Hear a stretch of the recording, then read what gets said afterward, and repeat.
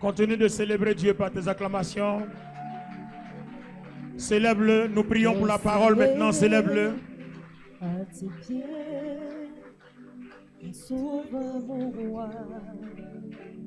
Oh, ta célébration, ta célébration, ta célébration, ta célébration. Je te donne tout. Concerné. Seigneur, merci pour toutes choses. Merci pour ce que tu fais au milieu de nous ce matin. Au commencement était la parole. Seigneur, la parole c'est toi. Elle demeure éternelle. Elle est la lumière du monde. À ceux qui l'ont accepté, la parole a donné le pouvoir de devenir enfants de Dieu. Lesquels sont nés ni du sang de l'homme, ni de la chair de l'homme, mais de l'Esprit de Dieu. Que ta parole soit enseignée ce matin avec toute la vie. Avec toute l'inspiration qui vient de toi. Si la chair devait s'entremêler, que cela ne soit point. Mais que tout ce qui sortira soit ce que tu auras décrété. Guéris-nous, bénis-nous, instruis-nous, parle à nos cœurs, régénère notre esprit, restaure notre cœur. Et Seigneur, vivifie notre corps. Que ta lumière pénètre au plus profond de notre chair. Délivre-nous du péché, délivre-nous du malin, délivre-nous des ténèbres. Car ta parole est la lumière qui donne la vie. Cela est ainsi au nom du Seigneur Jésus-Christ. Acclamons notre Seigneur Jésus-Christ, il est vivant, il est puissant.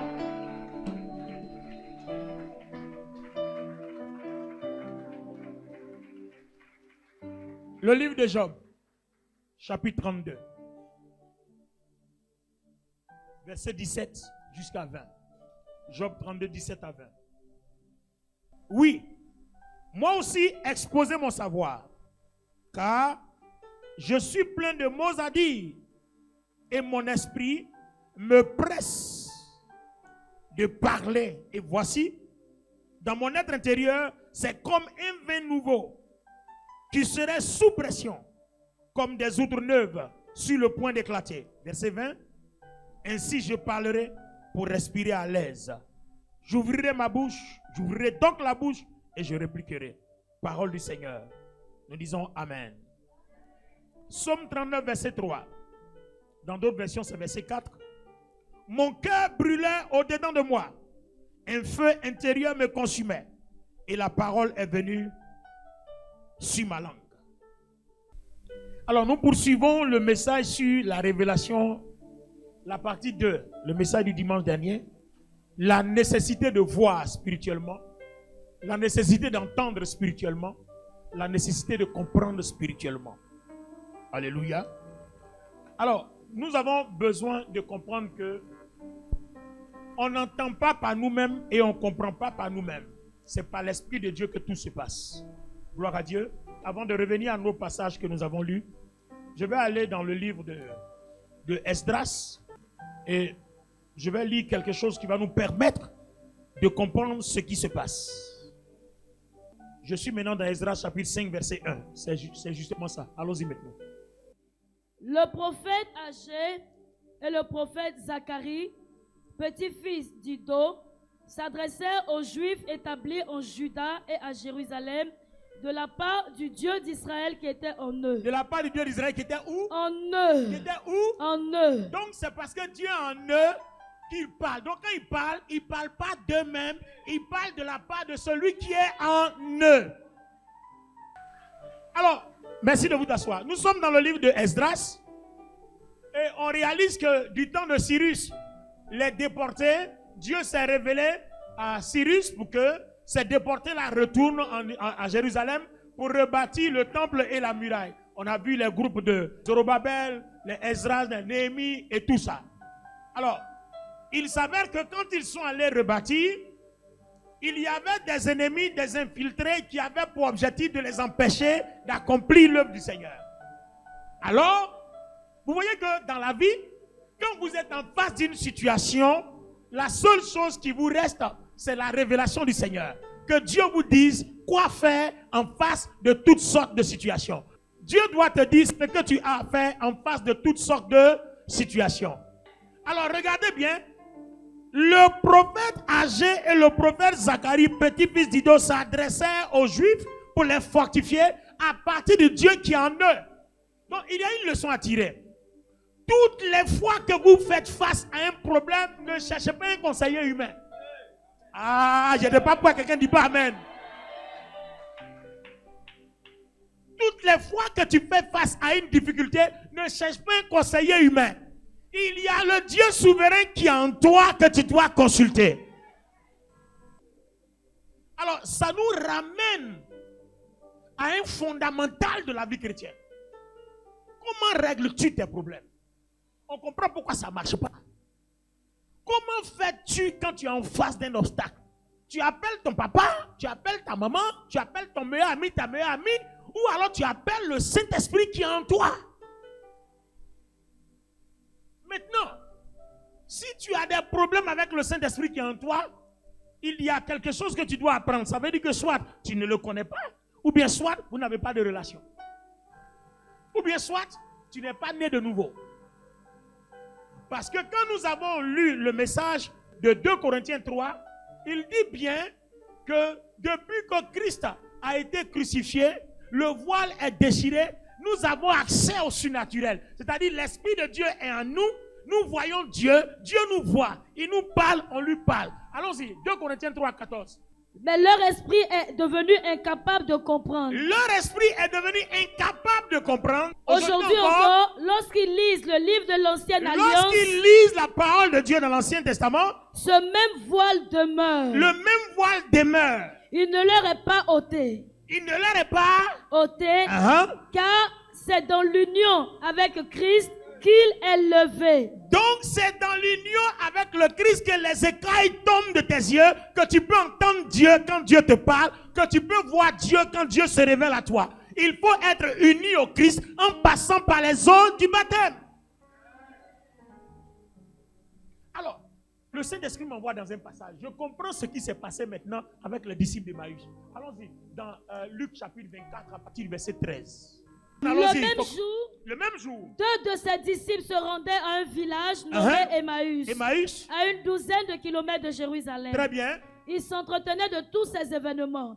Pendant qu'ils échangeaient ainsi leurs propos et leurs réflexions, Jésus lui-même s'approcha d'eux et les accompagna. Donc pendant qu'ils étaient inquiets, on nous a dit que Jésus va ressusciter. Depuis, on ne le voit pas. Donc, qu'est-ce qui se passe? Au moment où ils sont en train de s'interroger dans leurs inquiétudes, ils font face à un obstacle qu'ils n'arrivent pas à résoudre. Le Seigneur vient, il marche avec eux. Il va même leur poser la question, mais ils ne peuvent pas le voir parce que leurs yeux étaient empêchés. Ça veut dire que le voile était encore là. Lis-nous la suite pour confirmer. Mais leurs yeux étaient incapables de le reconnaître. Leurs yeux étaient incapables. Dans la version Louis II, les yeux étaient empêchés de le voir. Pourquoi? Le voile empêchait. Continue.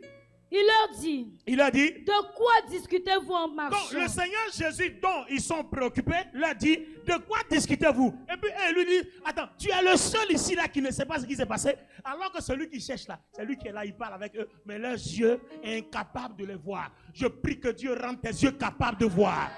Oh, je prie que Dieu rende tes yeux capables de voir. Oh, donne-moi un amen, église, donne-moi un amen fort. Je prie que tes yeux soient rendus capables de voir.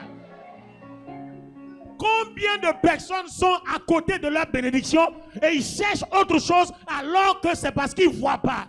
Il y a des choses que Dieu a disposées pour nous. Dieu n'est pas méchant pour nous empêcher d'être bénis, mais c'est parce qu'on est incapable de voir. Je prie que ce qui te rend incapable de voir soit ôté au nom de Jésus. Église, donne-moi un amen bien. Confirme la lecture, confirme la lecture. L'un d'eux, nommé Cléopas, lui répondit. Il répondit à Jésus. Es-tu le seul parmi ceux qui séjournent à Jérusalem? Non, c'est toi seul qui séjourne à Jérusalem qui ne sait pas ce qui s'est passé ici. Quoi donc, leur demanda-t-il? Quand on ne voit pas, regardez comment on parle. Quand on ne voit pas, on devient dingo. Quand on ne voit pas, on devient bête. Lui dit au Seigneur, c'est toi seul qui séjourne ici, qui ne comprend pas l'actualité. L'actualité là. On dit un certain Jésus de Nazareth. Et puis le Seigneur aussi fait comme s'il ne sait pas. Il dit quoi donc? Lis-nous, continue. Il dit, ce qui est arrivé à Jésus de Nazareth, c'est un prophète qui agissait et parlait avec puissance devant Dieu, devant tout le peuple. Nos chefs, des prêtres et nos dirigeants l'ont livré aux Romains pour le faire condamner à mort et clouer sur une croix.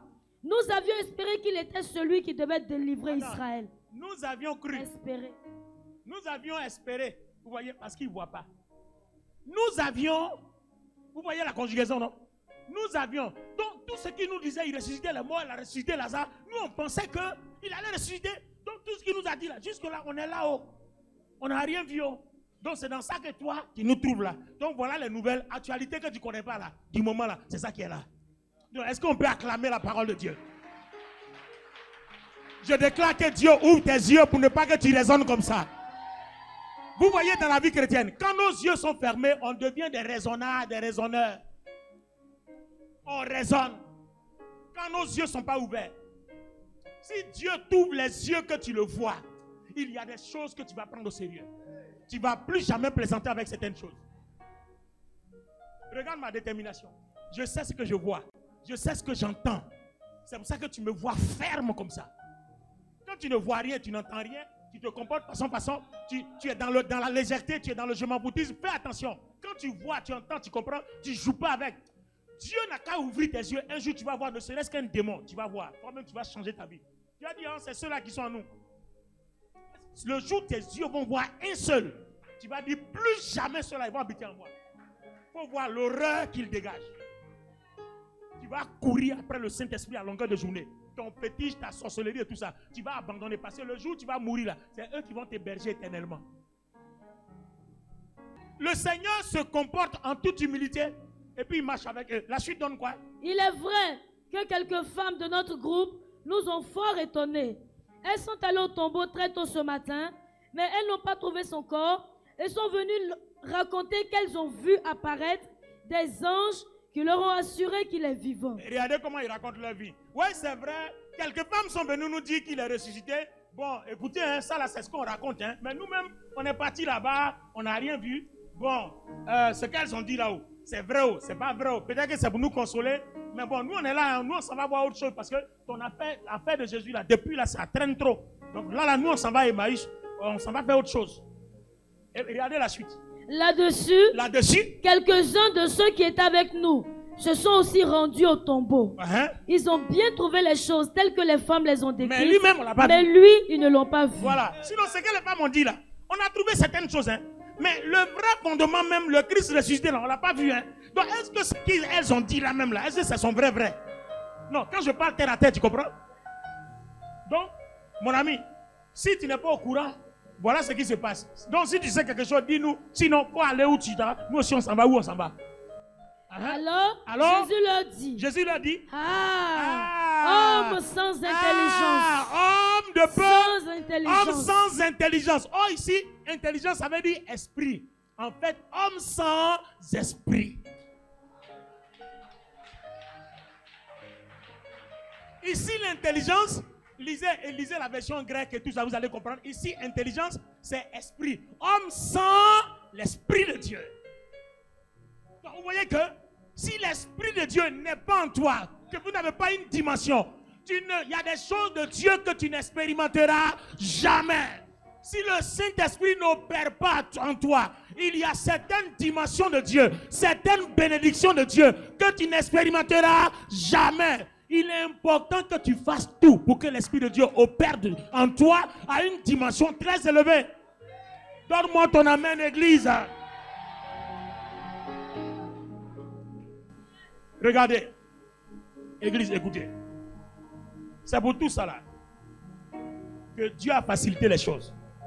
Est-ce que vous savez que l'Esprit de Dieu, l'Esprit Saint, est-ce que vous savez que nous l'avons de façon matérielle? Ah ben oui, nous avons l'Esprit Saint de façon matérielle. Bon, attends, il a parlé vite avant qu'on commence à m'insulter. Alors, 1 Jean, le chapitre 4, le verset 5, il faut nous lire. 1 Jean 4, verset 5. Lis-nous la version Bible du Seigneur. Non, c'est 1 Jean 4, 8 et 1 Jean 1, 5, pardon. C'est moi qui t'ai trompé, désolé. Qui n'aime pas n'a pas connu Dieu, car Dieu est amour. Voilà, 1 Jean 4, 8, qui n'a pas connu Dieu, Dieu est amour. Maintenant, prends 1 Jean 1, 5, voilà. Voici, Voici. le message que nous avons entendu de Jésus-Christ C'est ça. et que nous vous annonçons. Et le message c'est Dieu quoi? est une Dieu lumière est lumière. et il n'y a aucune trace de ténèbres en Il lui. n'y a aucune trace de ténèbres en lui. Maintenant, prends Jean 1. À partir du verset 1. C'est pas 1 Jean 1. Évangile de Jean 1. Au commencement était celui qui est la parole de Dieu. Il était avec Dieu. Il était lui-même Dieu. Au commencement. Attends. Donc, attendez, hein. Attendez. Je vous ai dit que l'esprit, qui est la lumière là, nous l'avons matériellement, non? Très bien. 1 Jean 1,5. Dieu est lumière. 1 Jean 4,8. Dieu est amour. Jean chapitre 1. Dieu est la parole. La parole là, tu ne l'as pas dans ta main. Non, tu ne l'as pas dans ta main. Non, la parole là, tu ne l'as pas dans ta main. Non, est-ce que tu ne l'as pas dans ta main? Tu l'as ou pas? Est-ce que ce qui est ici là, c'est spirituel? Donc, vous avez quelque chose de matériel et le contact avec la chose matérielle se transforme en spirituel en vous.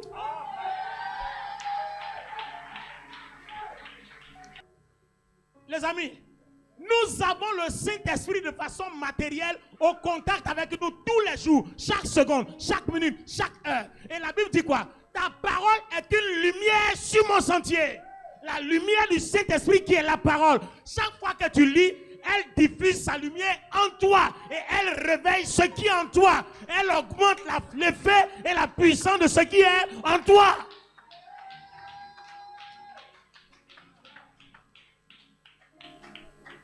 Toutes les fois que vous lisez la Bible, la lumière augmente en vous. Quand vous lisez, que vous acquiescez, que vous croyez, la lumière augmente en vous. Pourquoi je dis que nous avons la parole de façon matérielle? Écoutez-moi les amis. Ça ne vous est pas arrivé souvent de lire votre Bible et puis vous pleurez seul? Bon, ce que tu es en train de lire là, c'est écrit. Ce n'est pas des lettres. Mais la lettre là, c'est esprit. Le Seigneur Jésus a dit, Jean chapitre 6, il dit mes paroles sont esprit et vie. Jean 6, je crois, 63. Oh, cherchez pour moi, pour ne pas qu'on dise je raconte n'importe quoi. Jean 6, 63. Il dit les paroles que je vous ai dites sont esprit et vie. Donc la Bible que tu as, les paroles qui sont dedans, les lettres que vous voyez là, regardez tout ce que vous voyez là, c'est esprit et vie. Donc toutes les fois que tu es en contact avec la Bible, tu es en contact avec le Saint-Esprit directement, de façon authentique. Sans discussion. C'est pour ça que le diable ne veut pas que cette Bible-là, tu la lises. Toutes les fois qu'il t'empêche de lire, il faut le chasser. Parce que c'est ton contact direct et matériel avec le Saint-Esprit.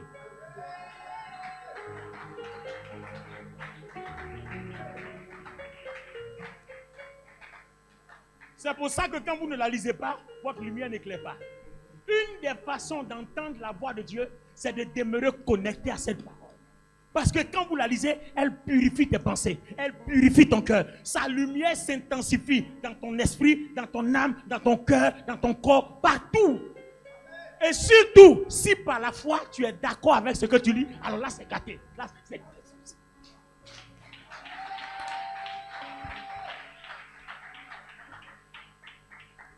La seule chose dont le diable va te déposséder, c'est ta Bible. Premièrement, pour t'attaquer, il va te déposséder de ta Bible. Quand tu ne lis pas, tes ténèbres commencent à baisser. Parce que c'est la lecture de la parole est un des éléments qui nous permet d'avoir la lumière intense pour entendre la voix de Dieu. Donc, comment entendre la voix de Dieu? Tu te souviens de ta question? C'est un des éléments. Celui qui est récurrent dans la lecture, la méditation de la parole, finira par entendre la voix de Dieu. Parce que l'effet que ça fait en toi, tu vas le remarquer. Et en remarquant, le jour où Dieu veut te parler, c'est le même effet. Donc, reprends maintenant, je reviens dans mon passage. Je vous ai fait tourner, non? L'inspiration me ramène maintenant dans Job 32, verset 14. Lis maintenant, on va comprendre pourquoi on a pris ce texte. Pourtant, ce n'est pas contre moi que Job a dirigé tous ses propos. Job 32, verset 14. Non, prends le verset 17, c'est mieux. 17. Je veux donc, moi aussi, répondre pour ma part. Oui, moi aussi, exposer mon savoir. Car je suis plein de mots à dire et mon esprit me presse de parler. Mon esprit fait quoi? Me presse de parler. Ensuite, voici, dans mon être intérieur, c'est comme un vin nouveau qui seraient sous pression, comme des outres neuves sur le point d'éclater. Vous voyez que quand vous lisez la Bible, il y a des effets que ça fait en vous. Vous sentez qu'il y a quelque chose. Mais vous ne savez pas ce que c'est. C'est parce que vous ne savez pas que Dieu a envie de vous parler. Ah, c'est ça. Lis ta Bible régulièrement, tu vas voir. Tu vas apprendre comment Dieu parle. Il y a des effets. Et au fur et à mesure que tu accentues la lecture, ça se développe. Ça se développe. Donc si tu ne lis jamais ta Bible ou bien, ça ne se développera pas. Donc il y a des éléments. Par exemple, il y a la lecture de la parole, il y a la prière, il y a le jeûne et puis il y a la sanctification. La sanctification, je mets ça de côté parce que si tu n'as pas une bonne méditation dans la Bible, une bonne vie de prière, tu ne sais pas prier, tu ne peux pas être sanctifié parce que c'est de là-bas que tu tires la force pour dominer le péché. Donc la sanctification, on met ça en dernière position. C'est ton savoir dans la Bible, ton savoir dans la prière. C'est ça qui te donne la force de dominer le péché. Si tu ne sais pas prier, tu ne sais pas lire les Écritures, tu ne pourras jamais dominer le péché. Donc si tu veux sanctification, on met ça de côté. Parce que ce qui te donne la force, c'est ça. La parole, la prière, le jeûne. Vous voyez? Donc quand vous lisez la Bible, il y a quelque chose qui bouillonne en vous. Prends le psaume 39, 39.3. Prends le psaume 39.3 dans certaines versions et 4 dans d'autres versions. Je me suis renfermé dans un complet silence, sans prononcer une parole, tenu à l'écart du bonheur. Ma douleur s'est disparue. Mon cœur brûlait dans ma poitrine. Mes pensées s'embrasaient en moi. Alors j'ai fini par parler. Mon cœur brûlait dans ma poitrine. Mes pensées s'embrasaient en moi et j'ai fini par parler. Mon cœur brûlait. La parole est un feu. Donc quand vous la lisez, quand ce feu-là s'allume, elle brûle en vous. Elle consume le péché. Elle consume la haine. Elle consume la méchanceté. Elle consume la rancœur. Elle consume tout. Vous allez voir, les chrétiens qui sont rancuniers, coléreux, c'est les chrétiens, vous allez voir, ils ne lisent jamais leur Bible. Ils prient seulement un peu, c'est tout. Ben oui. Vous allez voir un chrétien rancunier, coléreux, qui ne pardonne pas, lit jamais sa Bible. Parce que quand vous lisez la Bible, ça consume tout ce qui n'est pas de Dieu. C'est pour ça que souvent quand tu lis la Bible, tu pleures seul. Et puis tu es là, tu lis, quand tu fais yes, mais oui, c'est ça. Ça vous arrive souvent, non? En tout cas, non, en tout cas pour les habitués. Voilà, en tout cas pour les habitués. Acclame le Seigneur pour les habitués. Pour les habitués, souvent quand tu lis, tu as dit que tu dis, ouais, mais c'est ça. Mais il n'y avait personne, hein. C'est toi et la Bible. En fait, il y a l'esprit qui est matérialisé devant toi. Et quand tu es plongé dedans, lui, il n'est plus la lettre. Tu lis les lettres, mais en fait, c'est esprit. Mes paroles sont esprit. Jean 6, 63. Lis-moi, Jean 6, 63. C'est l'esprit qui vivifie, la chair ne sert de rien. Les paroles que je vous ai dites sont esprit et vie. L'esprit qui vivifie, la chair ne sert de rien. Les paroles que vous lisez dans la Bible sont esprit et vie. Donc, toutes les fois que tu as ta Bible en face de toi, tu es en contact direct avec le Saint-Esprit. Donc, si tu as besoin de voir le Saint-Esprit, ce n'est pas nécessaire. Prends ta Bible, il est là devant toi. Oh, je dis, il est là devant toi. Tu veux voir Jésus-Christ, tu veux voir Dieu le Père, prends ta Bible, il est là devant toi. Il est entre les lignes que tu lis là, son esprit est là. Et tu vas le ressentir, tu vas ressentir son feu, tu vas ressentir son onction, tu vas ressentir sa puissance. Il est là, le Père, le Fils et le Saint-Esprit sont là dans cette parole, ils sont rassemblés là. Vous les avez, tu n'as pas besoin de voir leur visage. Ils sont ici, le Père, le Fils et le Saint-Esprit, leur puissance, leur onction, leur feu, ce qui a vaincu les sorciers, ce qui a vaincu la mort, ce qui a ressuscité Jésus d'entre les morts. C'est ça, voilà ça, c'est ça la parole, esprit et vie. C'est ça. Il n'y a pas autre chose. Donc tu cherches le visage du Saint-Esprit où? Prends ta Bible. Et quand tu prends ta Bible, il te montre son visage dans ton cœur. Non, est-ce que tu as compris? Quand tu lis là, il te montre son visage dans ton cœur. Il te montre son caractère dans ton cœur. Il te révèle sa personne dans ton cœur. Un feu. Il dit c'est comme quelque chose qui bouge en moi. Toi seul tu lis la Bible et puis tu parles seul. C'est parce que quelqu'un te parle. Quand tu lis là, en fait, le problème c'est que tu oublies que lui il est esprit. Donc en fait, toi tu lis les lignes, mais ce que tu reçois là, c'est sa réponse qui te donne là. qui fait ta réaction. Ah oui, mais c'est sa réponse.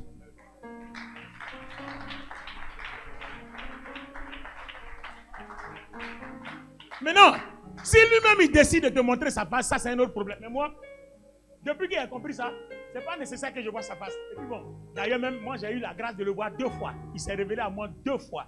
En 1996-97, je l'ai vu 2 fois. J'ai vu le visage du Seigneur 2 fois. Il m'a fait la grâce de le voir. Il est apparu comme ça. Gaïa, il remplit le ciel.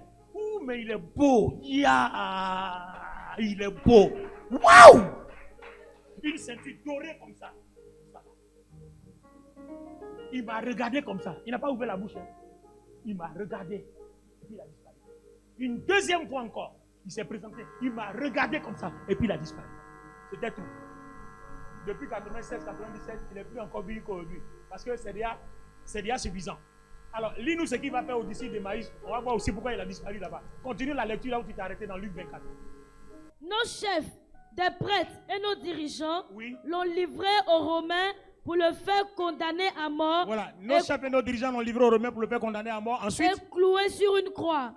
Nous avions espéré qu'il était celui qui devait délivrer Israël. on avait espéré ensuite. Mais hélas, Hélas. voilà déjà 3 jours que tout est arrivé.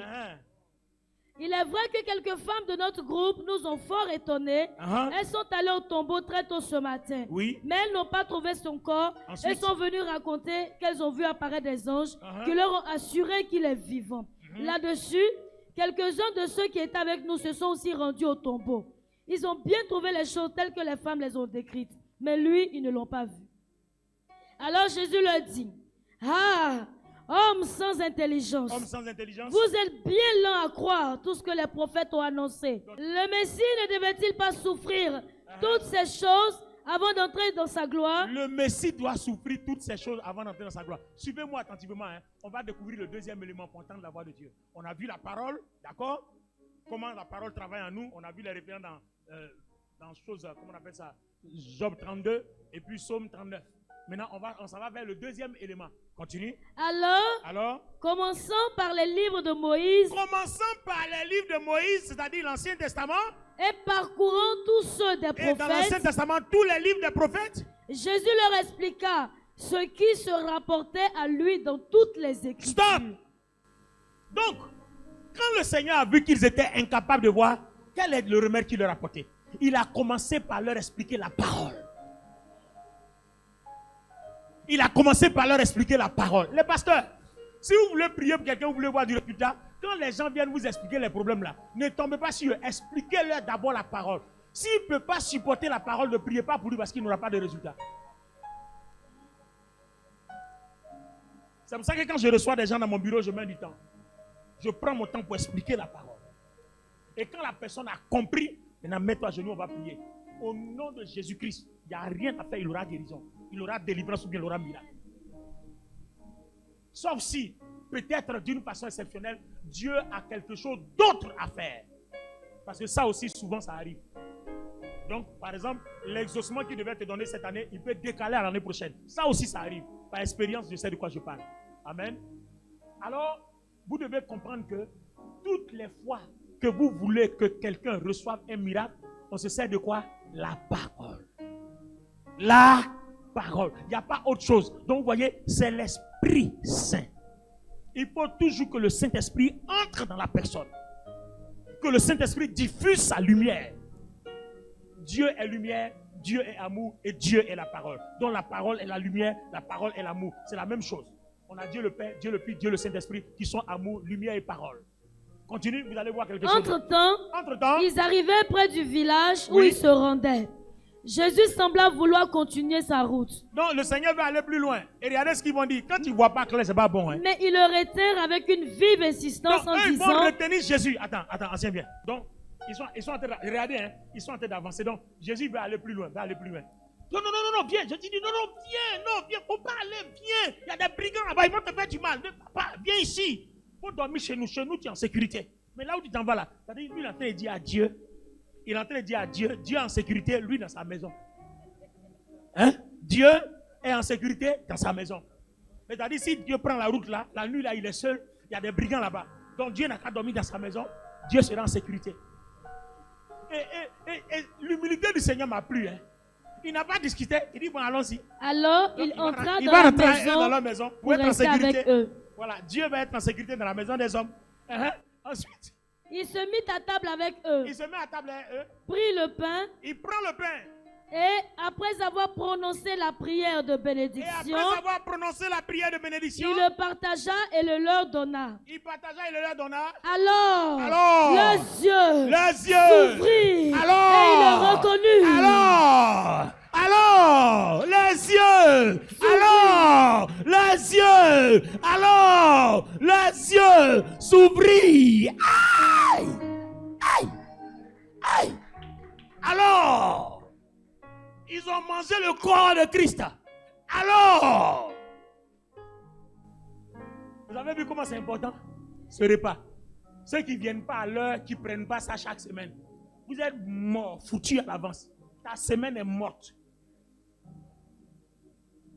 Tu es couché ce soir, on ne sait pas ce que tu fais là-bas. Tu ne viens pas à l'heure pour prendre le repas.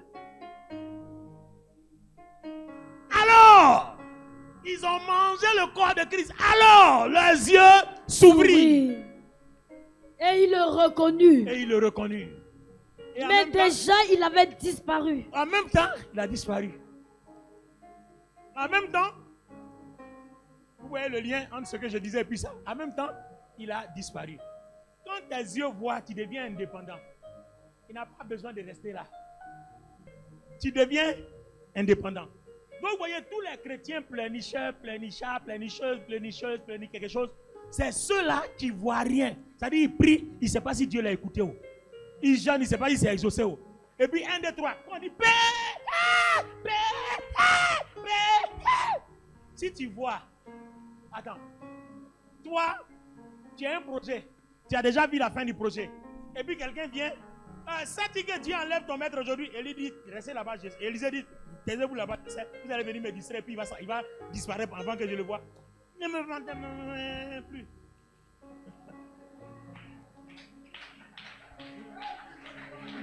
Alléluia!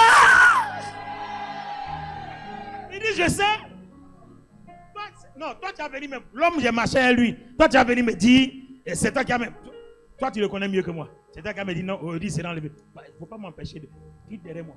Vous voyez, quand vous voyez, vous connaissez déjà la fin avant la fin. Non, est-ce que le Seigneur t'a dit quelque chose? Tu vois la fin avant la fin. Peu importe ce qui va arriver là. Tu n'es même pas. Comment le mot du dimanche dernier, ça ne chauffe pas. Voilà, quand tu vois la fin avant la fin, ça ne chauffe pas. Même c'est dur. Comment tu dis, Seigneur, merci. Hein. Je sais que c'est dur, hein, mais à la fin là, j'ai déjà vu. Donc, ça ne chauffe pas. Je te loue, je te donne gloire. Vous voyez, ton adoration ne changera pas, même si c'est dur, parce que tu as vu la fin. Oh, je ne sais pas pourquoi l'église ne donne pas mon amen là. Donnez-moi mon amen, donnez-moi mon amen. Donnez-moi mon amen, donnez-moi mon amen. Donnez-moi mon amen, donnez-moi mon amen. Hey! Attends, vous voyez la foi? C'est chaud, c'est dur. Mon ministère ne bouge pas. Je n'ai pas à manger, mon entreprise ne fonctionne pas. Mon papa et ma maman, ça ne marche pas. Les études, ça ne va pas. Mais Dieu t'a déjà montré que tu seras ambassadeur. Donc ça ne chauffe pas. Peu importe ce que tes parents ont, tu loues le Seigneur. Ton adoration reste ferme. Je dis ton adoration reste ferme. Ton adoration. Yes. Ton adoration reste ferme. Parce que ce que tu as vu là, c'est ce qui va se produire. Vous savez pourquoi? Le Seigneur Jésus a dit, un homme ne reçoit que ce qui lui a été donné du ciel. Et ce que le ciel te montre là, c'est ce qui est pour toi.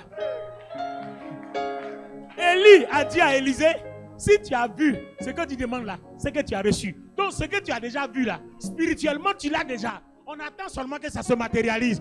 On monte, on descend, ça va se matérialiser. Ça va se...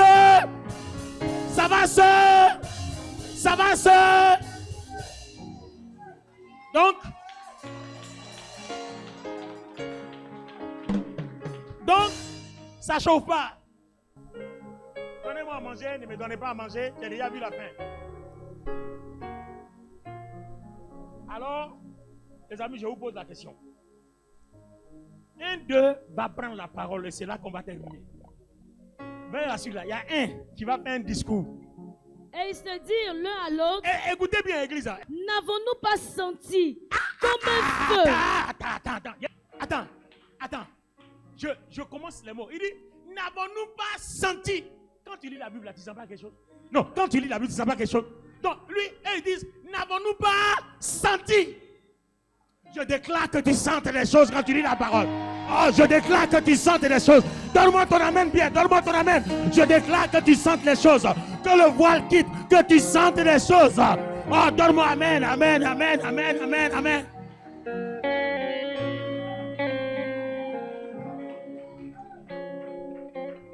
Quand tu sens rien, on dirait que Dieu n'est pas là. C'est pour ça qu'il fait tout pour que tu sentes quelque chose. S'il est là, tu vas sentir. Mais attendez. Job 32 a dit quelque chose bouillait en moi. Donc ça me poussait. Donc j'ai parlé. Somme 39 dit il y a un feu qui brûlait. Ça m'a poussé. Puis j'ai parlé.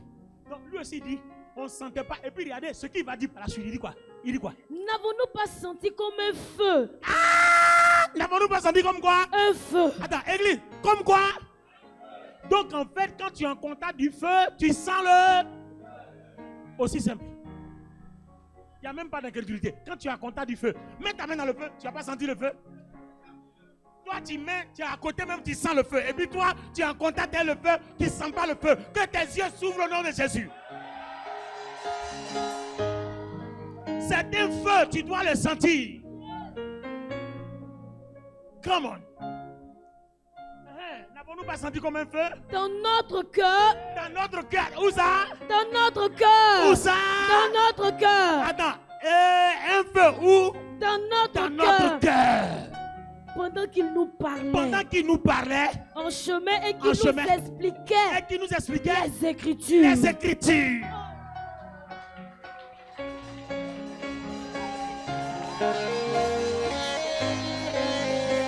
Wow! Wow, wow, wow, wow, wow, wow, wow. Wow, wow. Pendant qu'il nous expliquait la Bible, les Écritures, il y a un feu qui agissait en nous. Que le feu de Dieu agisse en toi au nom de Jésus. Que le feu de Dieu agisse en toi au nom de Jésus. Que le feu de Dieu, au nom de Jésus. Un feu. Wow. Donc, la parole matérielle, c'est le feu qui bout en nous quand on est en contact avec lui. Petite braise, tu approches ta main même. Mais le feu de Dieu, s'il est en toi, quel esprit qui va venir toucher à ta vie? Que Dieu intensifie ton feu au nom de Jésus. Que Dieu intensifie ton feu au nom de Jésus. Que ton Dieu intensifie ton feu au nom de Jésus.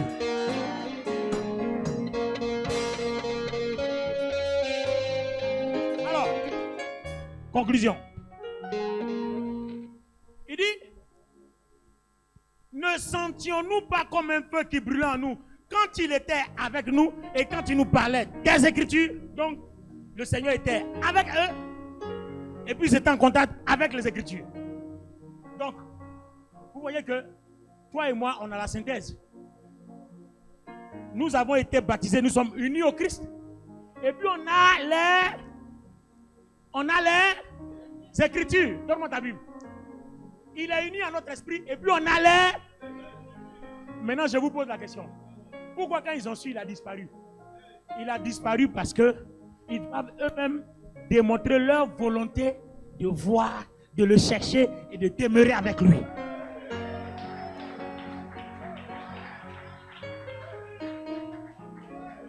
Donc, ma conclusion c'est, est-ce que toi-même tu veux le feu?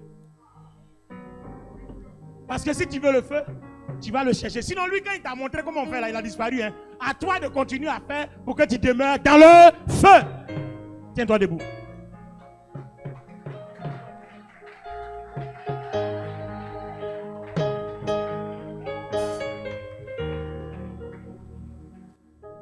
Oh, il est vivant. Oh, oh, oh. Jésus est vivant, il n'est pas mort.